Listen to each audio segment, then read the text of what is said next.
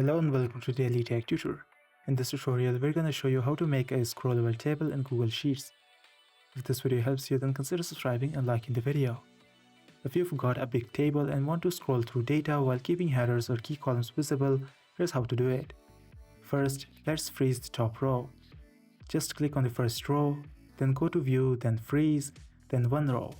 Now, no matter how far down you scroll, your headers will stay visible. That's super helpful when you're looking at large data sets. Next, let's add filters to make your table more dynamic. Select your entire table including headers, then click Data, then create a filter. This adds little drop-down arrows at each header. You can use these to sort or filter data instantly, like showing only one region or a specific cell's wrap.